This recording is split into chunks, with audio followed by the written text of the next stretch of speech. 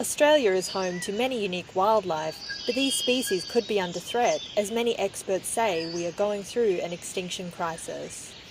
We hear a lot about, say, the eastern and western gorillas in Africa, the rhino crisis happening with poachers, but in our own backyard, most Australians don't realise that we're going to lose a lot of our animals, and even new statistics are coming out that some of our common species, like laughing kookaburras and Australian magpies, are starting to decline. So in 20 years' time, we could be having a different conversation about these more common species too. Despite Australia going through an extinction crisis, we still aren't investing enough money into conservation research.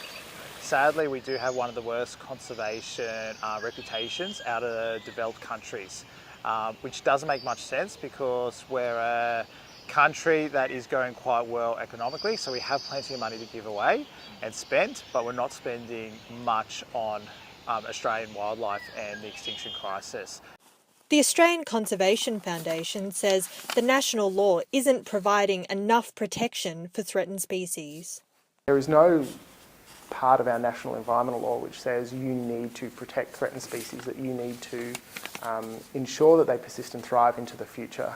So it's entirely legal for a minister or a government or a bureaucrat to make a decision to destroy the last viable habitat for a species like the koala or the regent honeyeater or the orange-bellied parrot. So extinction is unfortunately a legal reality in this country. There is currently a Senate inquiry into Australia's faunal extinction crisis. The ACF is recommending the establishment of an independent environmental protection authority. It's still entirely legal in this country for developers to donate to the federal parliamentary parties, whereas that's a thing that's illegal in states like New South Wales. So there's a lot of political pressure that is brought to bear on decision makers to approve impacts on threatened species because they get in the way of, large multi-billion-dollar developments. Animal extinction is a complicated issue because there isn't one lone cause. It can be habitats initially reduced, then there can be foxes move into an area, foxes and cats, so predation is higher. Then the population gets very small, and then they can be susceptible to disease and fires.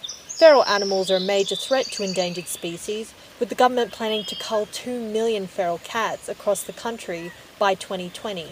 But there may be additional solutions. We do need to reduce the number of cats in Australia, but also learn a lot more about their habits and whether or not we can teach Australian animals to be able to live with feral cats. Chelsea Mitchell, Now UC News.